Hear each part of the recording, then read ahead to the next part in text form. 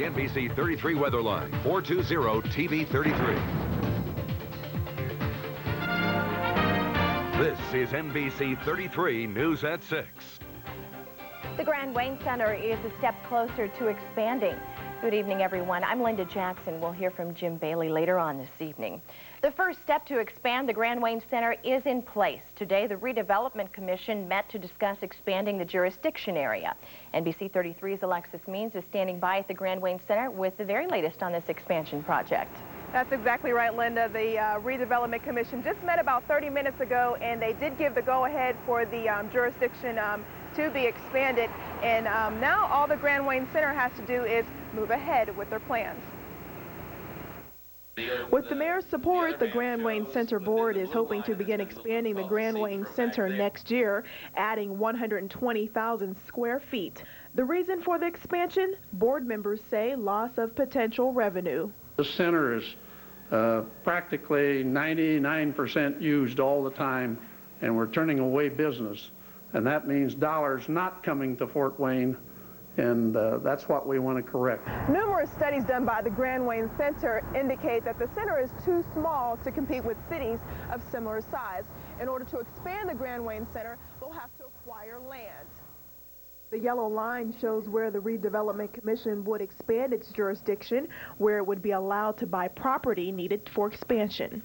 Basically, it'd be coming up Lewis Street, up Ewing Street, going up to get the land around the library, going up and capturing some of the land up here north of Wayne Street over to Berry Street. The mayor says not all businesses in the expanded jurisdiction area would be affected.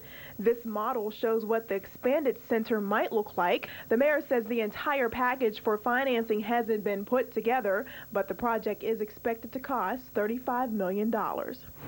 And now, since the Redevelopment Commission has passed the resolution, the next step is that it will go to the Planning Commission, and then it will go to City Council. Reporting live from the Grand Wayne Center, Alexis Means. I'll send it back to you in the studio. Please be sure and let us know about those next steps, Alexis. I will. Thanks.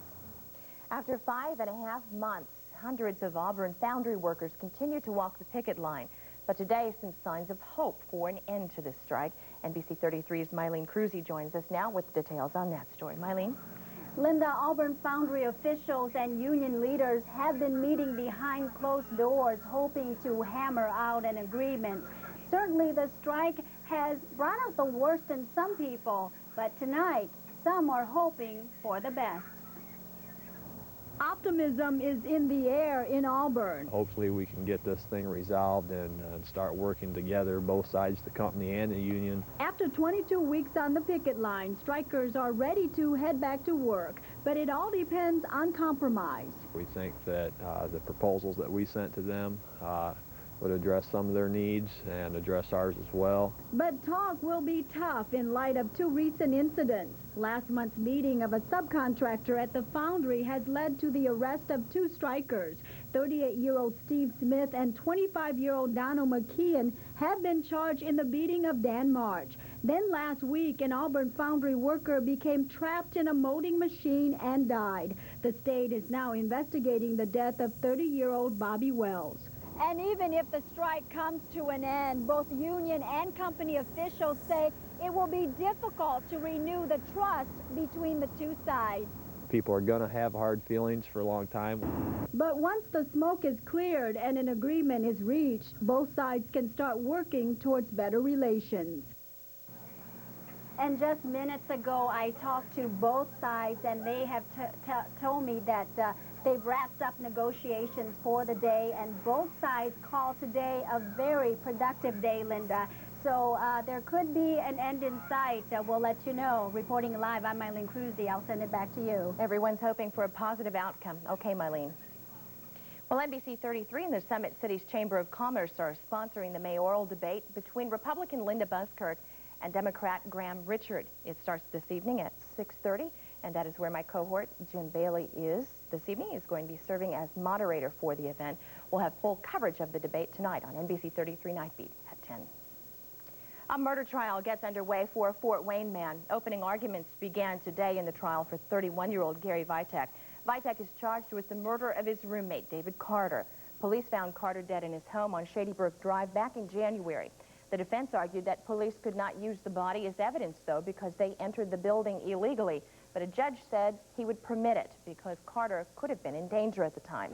The trial is expected to last 4 days. A 13-year-old boy facing a murder charge now has a date in court set. Jamone Williams' trial is set for March 27th, and the court has set aside 4 days to hear that case. Williams is accused of killing community activist and business owner Prince Chapman. Williams will be tried as an adult, and if he is convicted, he would become the youngest person ever sent to an adult prison in Indiana. An appeal is on the way after a former nurse was found guilty of murdering 6 patients. Orville Lynn Majors could face up to 65 years in prison for each of the 6 counts he was convicted of. The jury's decision came down yesterday after 4 days of deliberations. The jury could not reach a decision, though, about a 7th charge. That patient was a 74-year-old man who was suffering from pneumonia. It may seem as if cases of juvenile and adult crime are on the rise these days, but new figures released by the FBI suggest otherwise. That report shows that cases of serious and violent juvenile crime fell nearly 11% from 1997 to 98, and that adult crime fell by more than 5% during the same time period. Juvenile crime has dropped since 1993, but the 1997 to 98 drop in crime is the largest decrease in recent years. After a 3-month-long investigation, Fort Wayne police seized almost $180,000 in drugs. 51-year-old Jesse Collins is charged tonight with possession of heroin, marijuana, and cocaine. Collins also faces charges of selling cocaine. In addition to the drugs, police found firearms and a small amount of cash. It doesn't happen all the time, no. In this particular instance, I think we were kind of surprised at the variety that we found and the amount that we found. Police do not know whether the bust will lead them to other drugs in our city. They say for now that case is closed. Officials from Auburn's Cruise International responded to the IRS today, saying they should not have to pay more than $1 million in tax penalties. The IRS wants Cruise to pay the fines for failing to report income from the years 1990 to 92. But the company's federal lawsuit claims the fines are excessive and punitive. City residents are invited to help make plans to redevelop the Hannah Creighton neighborhood. That area is the former site of the Bowser tire fire that happened more than 2 years ago. If you wish to attend, the meeting begins this evening at 7. It will be held at the Greater Progressive Baptist Church here in Fort Wayne. The public session will last until 9 this evening. And officials expect cleanup efforts on the Clinton Street Bridge to hold up downtown traffic for quite a while, including tomorrow. Workers with the State Department of Transportation began work actually this morning by pulling debris out of the St. Mary's River. Department officials say this kind of buildup is not unusual, but removing it before it gets too bulky is essential, even though it may be inconvenient to merge downtown traffic to just one lane. There's something that has to be done because if we build up a dam underneath the bridge, it's going to cause more problems and they're going to have more delays. So this is hopefully a short inconvenience, and it's necessary to be done to get the debris from underneath the bridge so that it doesn't cause a buildup. And for the next couple days, especially tomorrow, drivers can expect slow traffic on Clinton from 8:30 in the morning until 3:30 in the afternoon. City employees will also continue cleanup efforts throughout the week. Employees will lower the St. Joseph River this coming Sunday to clean gates and remove debris at the dam there. During the summer, the river level was kept higher in order to help provide a water supply to the Three Rivers filtration plant. The river will be lowered 18 to 24 inches. This week is a busy week for Fort Wayne's YWCA and Parkview Hospital. That's because Parkview is the sponsor for the YWCA's Week Without Violence campaign. The purpose is to increase community awareness about the reality of violence and ways to prevent it. Parkview officials are underwriting $10,000 for printing and production costs of brochures for the public. Coming up on NBC 33 News at 6 yet, Summit City drivers beware. A new patrol is in full force to nab you if you break the law. Plus, grab your mittens and extra long johns. The winter of '99 could be a record breaker when it comes to cold, we understand. That important story next on NBC 33 News at 6. Stocks closed sharply mixed today as investors nursed their wounds after last week's shakeout amid fears that inflation is making a comeback. Wall Street was also bracing for tomorrow's release of the Consumer Price Index for September. The Dow Jones Industrial Average closed up 96 in a late-day rally at 10,116. The Nasdaq closed down 42 points to close at $26.89. Here is a look of your full local stocks.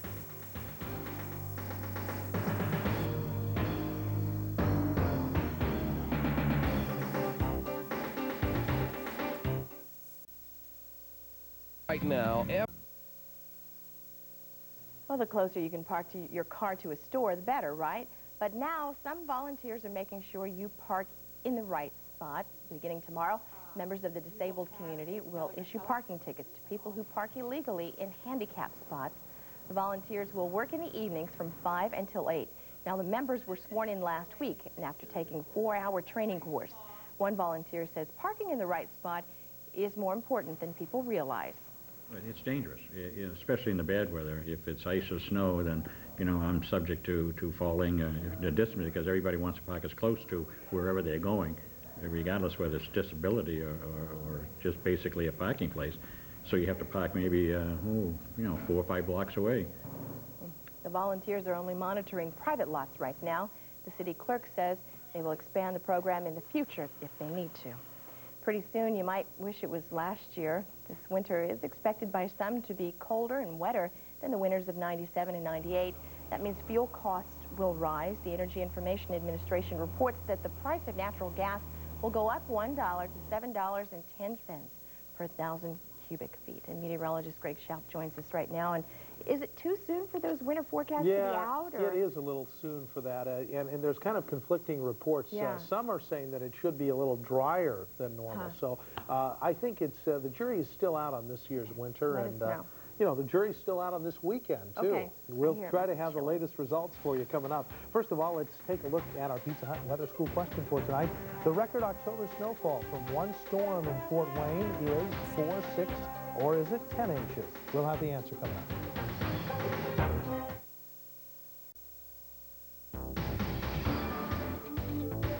Well, a beautiful fall-like afternoon. You can see some of the colors there reflecting in the pond, and well, we may have a little more water to add to that pond by this weekend. Temperatures right now at the airport, partly cloudy skies, 50 degrees, rising barometric pressure, and calm winds with a relative humidity at 63%. Let's take a look at how we wrapped up today. 55 our high, 33 the low, 62 and 41 where we're supposed to be this time of year. And we are looking at temperatures generally 30s, 40s, and 50s. The farther north, of course, you go, and they are into more winter-like weather. Here is a front, well-defined front, and this front is going to make it through our area within the next 24 hours. It looks like, as we say in weather terms, it's kind of shearing off. It's breaking apart, and you can see all of the clouds that kind of move back into Denver right now, so certainly not the magnitude that's going through the west right now, but it looks like we are going to see a few clouds and certainly another push of cold air as that moves through. Here's the way it looks then. As this first front went through today, we're looking for another front possibly going through late tomorrow evening. Now that's going to increase clouds throughout the day tomorrow, through tomorrow night, and probably give us a few clouds on Wednesday as well. Then we'll start to see higher pressure move in, and towards the end of the week, it's looking fairly nice. Then comes the weekend as we see it right now. Here's the way it looks on the jet stream pattern. A little bit of a modification tomorrow. Temperatures will move up just a little bit, and then we're going to see temperatures move back down on Wednesday. There is this big ridge of high pressure across the western United States. That's going to start to warm us up on Thursday and Friday before another big area of low pressure may move through for Saturday and Sunday. Temperatures going to be in the 30s overnight. I don't think it's going to be quite as cold as it was last night, as we see highs tomorrow right back into the 50s. Keep in mind that 60s are the normal for this time of year. Partly cloudy skies with an overnight low near 36 tonight. As we head into tomorrow, looks like increasing clouds, a high of about 55 degrees. And then tomorrow night, we'll look for a partly cloudy sky, an overnight low near 39. Here's that extended forecast that we've been talking about, and temperatures are going to be on the chilly side as we head towards the weekend again. And it looks like another weather system going to be heading our way towards Friday. Weather School question and answer, the record October snowfall from one storm in Fort Wayne, about 6.4 inches. That was set back in 1990, actually on October 19th. Oh, boy. Yeah. Thanks, Greg. I don't think we're going to have a record snowfall tomorrow, if that's your question. I wasn't going to ask, but thanks for answering it anyway. Sure. Steve Rappaport checks in next with sports. Stay with us. A night of controversy leads to tonight's do-or-die affair in Beantown. While Robin's trip down the Ventura Highway turned out not to be so grand after all. And we'll hear from one of the opening weekend heroes for the Comets. Lighting up the evening sky, sports is next. If I didn't care, would it be the same? Fort Wayne's first hospital, still caring for you. Would my every prayer begin and end just to ease your pain? The mission continues at St. Joseph Hospital, a member of the Lutheran Health Network. Would all of this be true if I didn't care for you?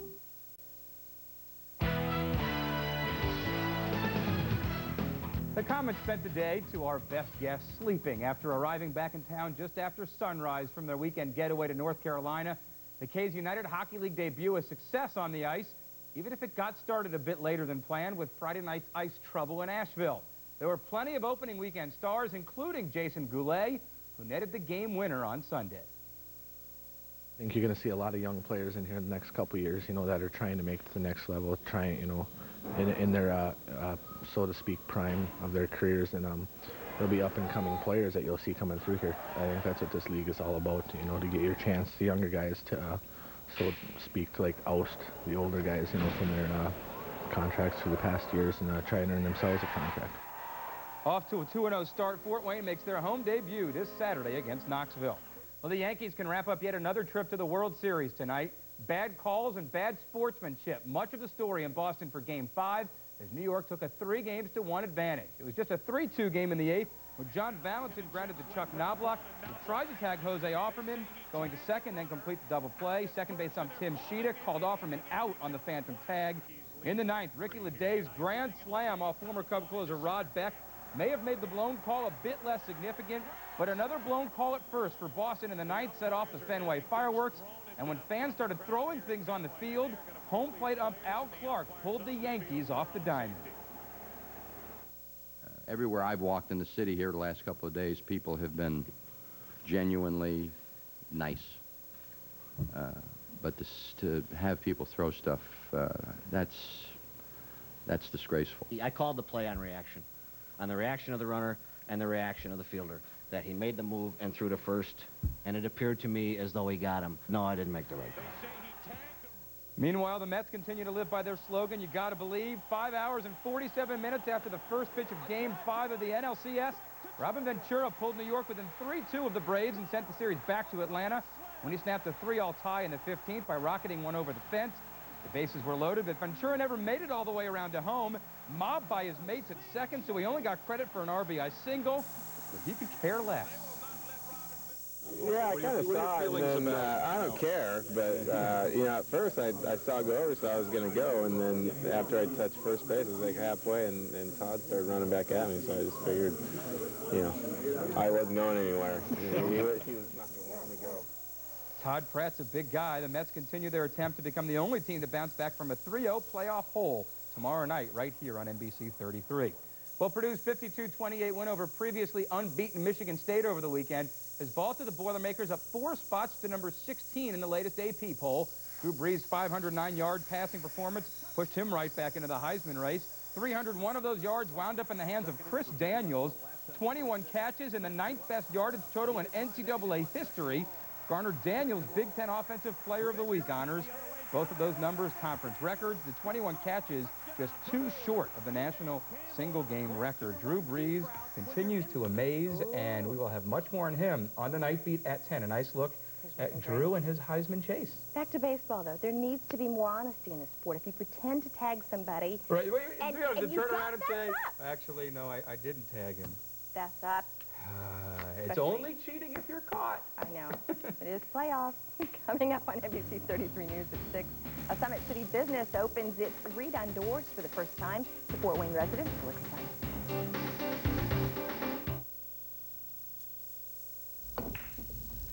Hi, I'm Don Root with RNC Fence and Casual Living Center, where we offer everything you need for your game room.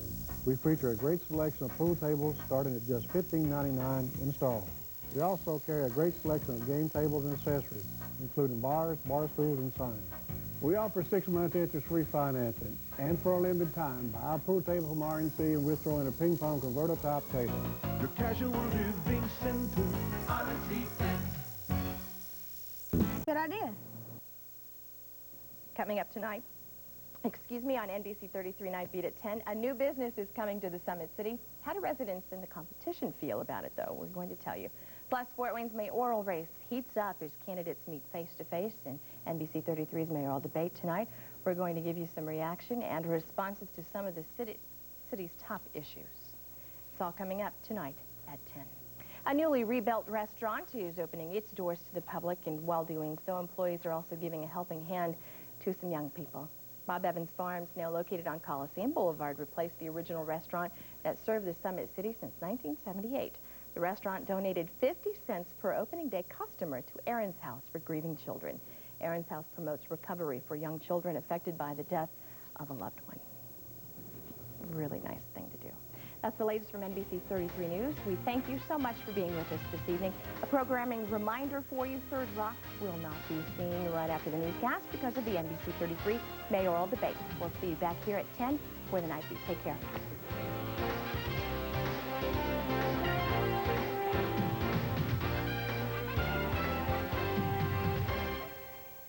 What if you're